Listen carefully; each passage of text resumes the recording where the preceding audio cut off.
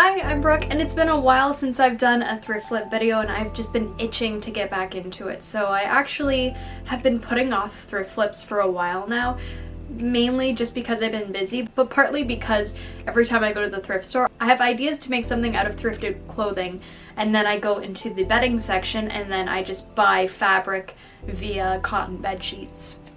So it's been a while since I've had clothing from the thrift store that I can actually turn into something else. But last week I went to the thrift store and I found some button-up shirts that I really was just inspired to make something out of. I feel like you can find button-up shirts anywhere you go to at the thrift store. I wanted to try and upcycle some of these shirts just because they are so plentiful. Find a color, a pattern, something that you like, and turn it into something that you would actually wear yourself. So let me show you what I found today.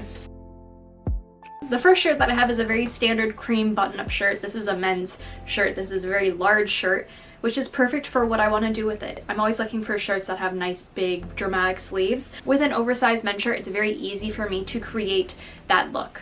I have this other shirt that I bought at the thrift store, and I love it so much for the sole purpose of that it does not wrinkle when I put it in the washer and dryer. I don't know why these shirts don't wrinkle, but they are out there and they are magic. So there are a few tips to try to find them, and one is obviously by looking at the tag. The other is by looking at the clothes just how they are on the rack. So when I came across this on the rack, it looked pristine. It looked like it had already been ironed. That was my first hint to know that this was a wrinkle-free shirt. Second one was obviously to look at the tags. This one says non-iron. It looks beautiful. And just to prove it, I've already washed and dried this in the dryer, and it looks pretty good. Obviously, you can still iron these things, just do it at your own discretion. I know there was someone in my comments in my last video saying that they ironed a non-iron shirt, and I'm guessing because it was a cotton poly blend, it might have melted the shirt.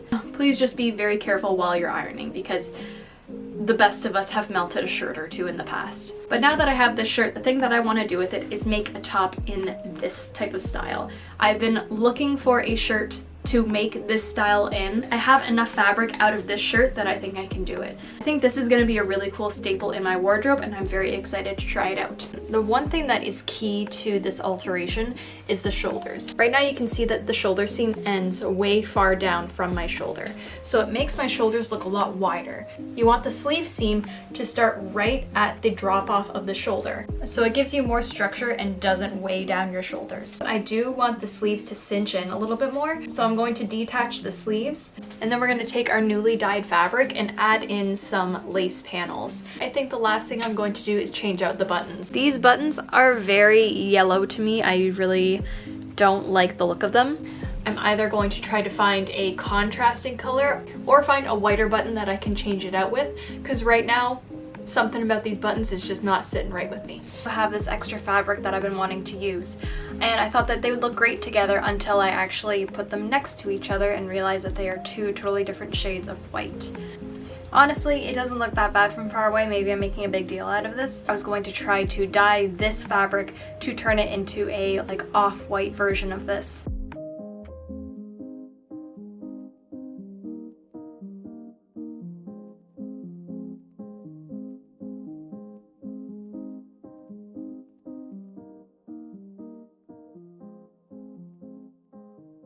So we dyed this one, and I'm honestly pretty impressed with how the color has washed out, because now it is just the slightest little bit off, but I'm so much more happy with this color than I was with the pure white. So now we can get on to cutting this shirt up. The first thing I'm going to do is put a pin where I want the new shoulder seam to start, and then from there I can cut away the excess, making a new sleeve side. Sleeve side? Sleeve curve? Yeah. The curve from the shoulder down to underneath the arm, and then mirror that onto the other side. If you already have a shirt that fits you really well, you can just lay the shirt over top of this and trace out the sleeve curve from that shirt. I'm just showing you this way so that you can see how it's done without having already a shirt that fits you nicely. If you have someone in the house to help you, ask them for help for this part, but we're going to do the same pin that we did for this front side, where we want the arm sleeve to start here, same for the back, but I'm just going to feel back.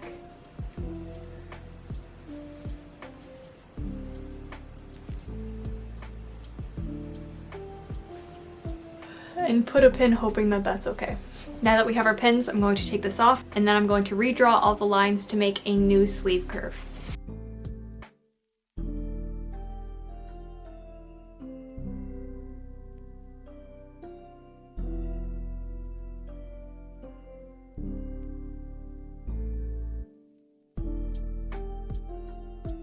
I think I want to keep the cuffs because I'm keeping the collar, so I want them to match.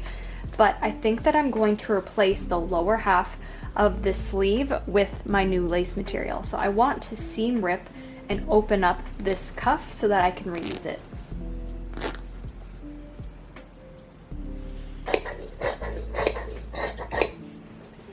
I'm going to measure out the arm curve.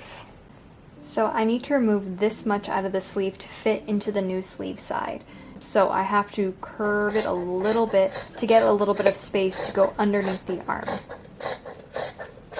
So this is the new sleeve shape that will fit into our new shoulder.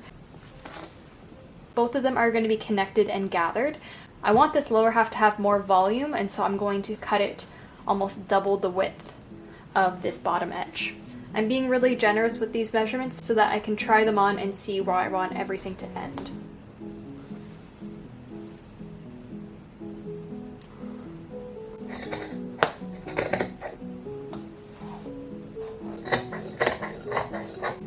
So now this is the format of what our sleeve is going to look like. I'm going to serge all of the edges before I put them all back together. First, I will gather down the top of the lace panel and then attach it to the bottom of the upper sleeve.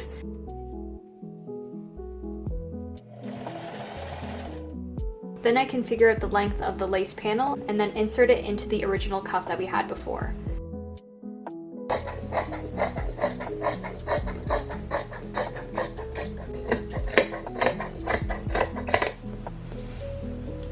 So I'm going to do a line of stitches to make the casing for the elastic.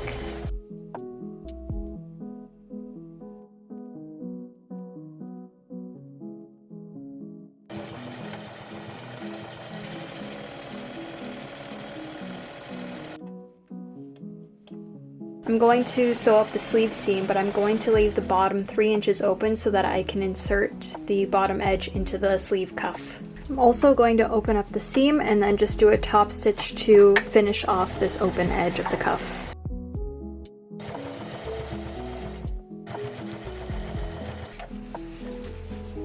I disassembled the shirt, so I'm going to serge now the side seams before I attach the sleeves. Now I'm going to sew the side seams together with a straight stitch and then leave open a 3-inch slit on the side of the end and top stitch over that. Now I'm just going to set in the sleeves with a straight stitch all the way around. After this, I'm going to finish the raw edge with a serger. So I'm going to take off all of these buttons. Granted, I don't have that many white buttons, so we're going to mix and match.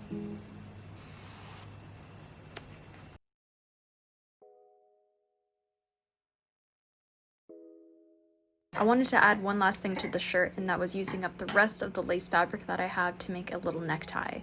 I just cut out a 3-inch wide strip of fabric that was about 40 inches long. I had to piece this together just with the amount of fabric that I had left.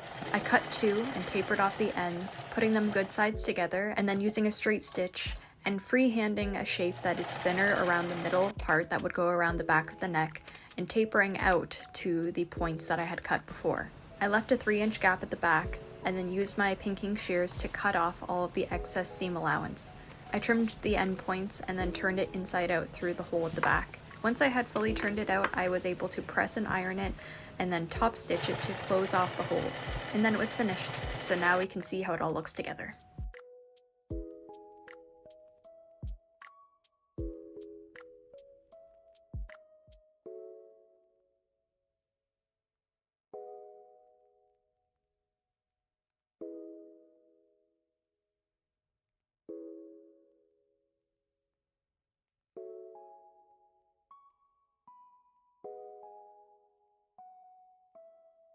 I also hit the jackpot at the thrift store and I found not one beautiful blue shirt, but 2 in the exact same color.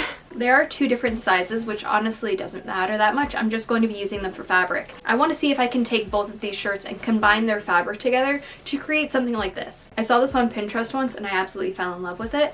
So I'm very excited to try it out with both of these shirts. I think I got my work cut out for me in this video, so let's get right into it. I was lucky enough to find 2 shirts of the exact same color at the thrift store. If you don't have the same luck that I do, you can always try to find 2 shirts that are in similar shade and fiber content, and then try to dye them into a more vibrant color if that's what you're looking for. I wish you the best of luck on your thrifting adventures, but this is what I have to work with. So, in the inspiration picture, it has a bunch of elastic ruching. I think that I might just try to take both shirts apart and use them as fabric pieces while keeping one of the sleeves. I keep the back of one shirt and then use the back of the other shirt as a new front, so that way I can create a new neckline as well as adding in some elastic channels. I think I saw Rosary Apparel make a shirt just like this, so I'm going to show you how you can try to make it out of some shirts. Let's just cut it all up and see what we can get out of it.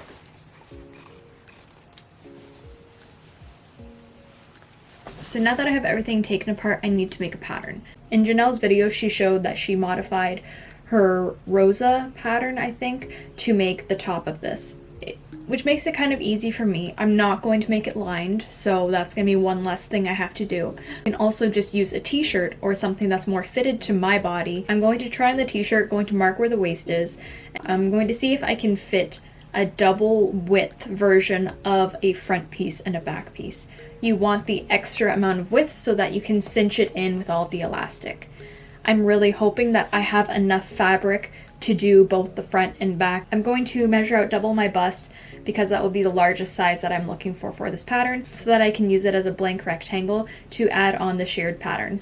Measuring from my shoulder down to my waist plus adding in 6 more inches, I'm going to do 24 inches for my vertical length, and then for 36.5 inches, that is my full bust, will be what I'm going to measure out twice.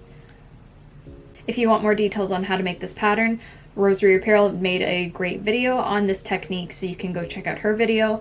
I don't really think that I need to go too much into it, but you can watch me create the pattern.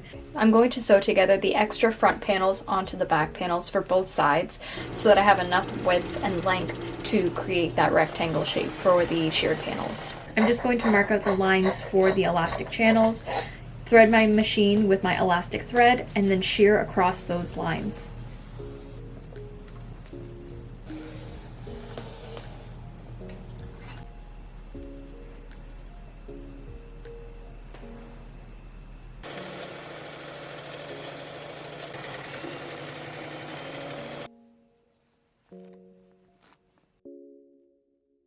So now that I have done the shearing, I just want to try it on to see how it looks. I'm just very curious to see how everything is going to lay out and fit. And I'm also going to pin on the sleeves just to see how everything looks. So because I am really liking the look of this shirt without sleeves as well, I think I'm going to turn more towards the Rosary Apparel tutorial. So what we're going to do for my version is serge the armholes, turn them under, and then top stitch them with a zigzag stitch like we did with the neckline. And then another difference that I might make is that on the final version of just the plain bodice, there are a bunch of ties that hang off the side. I might do one single tie on the top of each side and then add the rest of the ties to the sleeves. I'm running on limited resources for ties, so I don't think I'll have enough to make each little loop for both sleeves. So I'm thinking of doing buttonholes instead. I might even break it down, instead of 5 ties, I might do 4. So 2 on the sides of the sleeves and 1 on the top and 1 on the bottom to attach it to the bodice. Okay.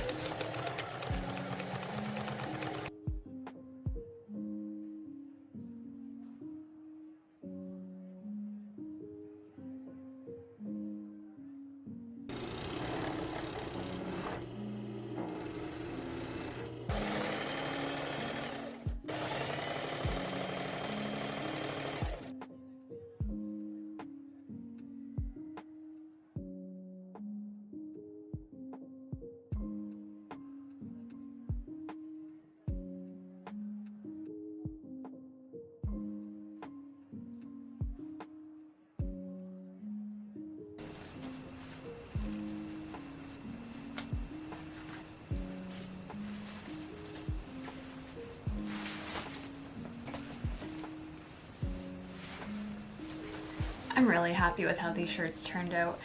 I'm always trying to make new shirts because I feel like I'm always drawn to wearing the same t-shirts over and over again. So I like having more options for shirts in my wardrobe, especially when it comes to basics. I've been wanting to have a shirt like this for a while now, just something pretty basic, white button-up that I can wear alone, or I can pair with a bunch of other things, wearing it underneath of tops like this, as well as underneath dresses. I just find that it's so versatile, and I really love having something like this in my wardrobe. As for this blue shirt, I just love reusing materials and seeing if I can make them into something totally unexpected. I was not even sure if I was able to complete this. This is obviously heavily inspired from Rosary Apparel's video that she made a few weeks ago. I believe her shirt is also inspired by another brand's version. I really wanted to challenge myself to see if I could recreate that shirt out of whatever resources I could. 2 button-up shirts, we could just do it. I did have a few hiccups while making this. One, I did not have the right thread color. I only had black and then this purple, which I thought would be disguised enough. And I really can't tell from far away, but up close it's not as clean as I'd like it to be, and that probably could have been fixed by having the right thread color. And then the last thing would be the ties. I was really working with scraps by this point and trying to make these ties to attach the sleeves back on. And maybe in the future, if I'm not wearing the tank version as much as I thought I would, I might just reattach the sleeves completely and then just take off any extra ties that don't fit. I'm not sure if I'm a peplum person. A few people that I've asked opinions of, they said to keep it, but I find that I'm probably just going to be tucking it into my pants. But I can still keep the peplum and do that, so I might as well just keep it anyway. Thank you so much for watching this video. If you enjoyed it, make sure you hit the like button down below. Also, if you're not subscribed yet, make sure you hit the subscribe button. We are trying to reach 5,500 subscribers. When I first started this channel, I was just hoping to get to any point like this, and slowly but surely we're getting there. So thank you so much to everyone who has subscribed so far. I love you and appreciate you all.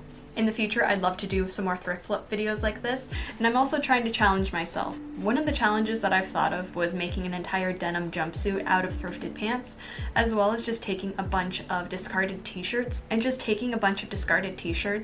seeing what I can do with them. This is how I started out sewing, going to the thrift store and seeing what I could make. And now it's come full circle. My younger self would be very proud for what I can do, and I love sharing that with you. Thank you so much for watching this video. Leave a comment down below of any suggestions that you'd like to see in the future. But until next time, I hope you have a wonderful day. Bye.